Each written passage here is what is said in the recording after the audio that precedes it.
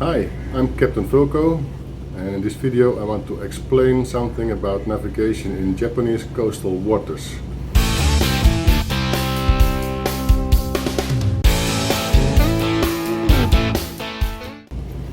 First of all, when sailing in Japanese coastal waters, you have to follow three laws. The first law is similar like COLREG, it's a law for preventing collisions at sea. The second law is the Port Regulations Law. And the third law is the Maritime Traffic Safety Law.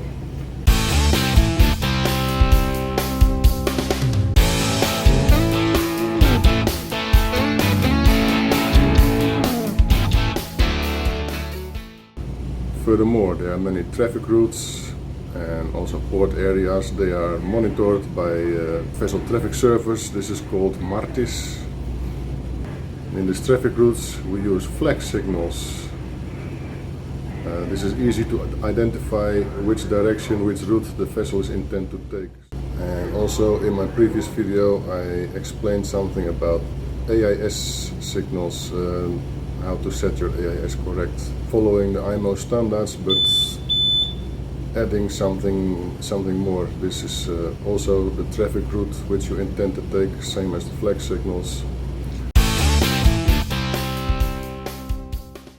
This picture is zoomed in from the diagram from Canon Martis, and this picture shows the flag signal which it should carry when eastwards. And following these examples, then you should set your AIS with your destination followed by the route which you intend to take. So with E Echo for east or White Miski, this is for westbound.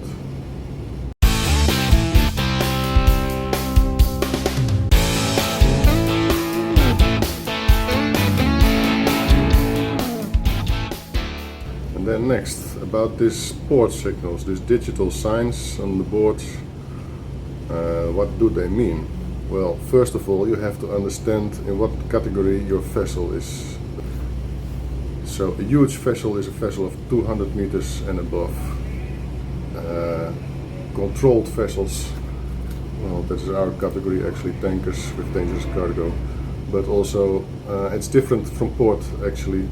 Some ports from 160 meter and some port from 125 meter. It's depending a little bit on the port, and I can show you here the difference between Chiba, the difference between Kashima. You can see which one is controlled. And then you have vessels subject to the control. You can see in this diagram. So in this port signals, a controlled vessel or a vessel subject to control, if you see this indication I, India, this is meaning the entry for your vessel is okay. India, inbound, is easy to remember. And the other signal, Oscar, outbound, so departure for your controlled vessel is okay. And vessels inbound should wait, who are subject to control. The signal Foxtrot F, then passage is free inbound and outbound for other vessels who are not subject to control. And the X-ray, this means all traffic is should wait. Entry and departure is prohibited.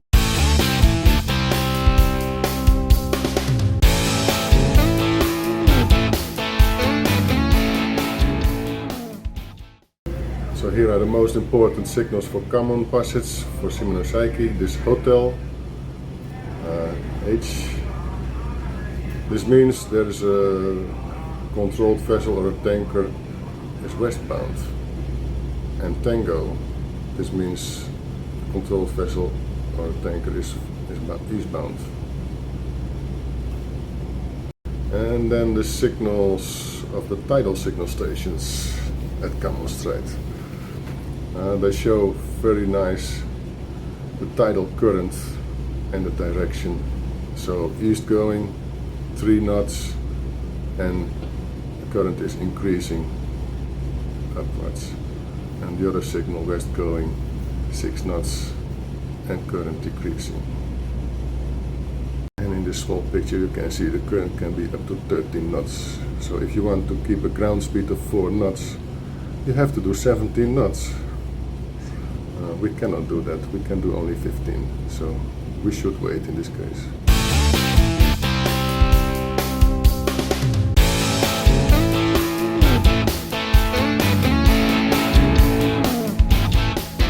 So this is an example of a port departure without pilot, but it's compulsory to use one tug, so I'm communicating with one tugboat and departing without pilot, so I have to be aware of these port signals.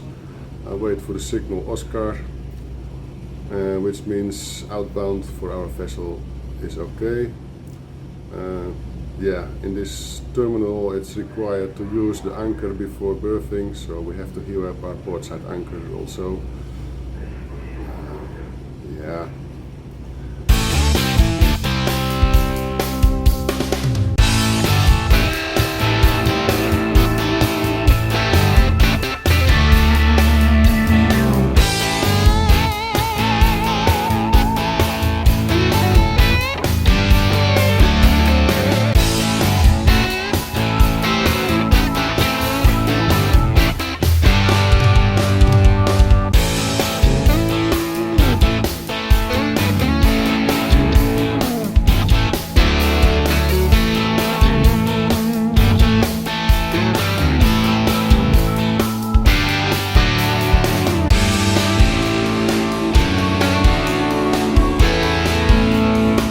But not least, very important in Japan coastal waters, check the weather forecast,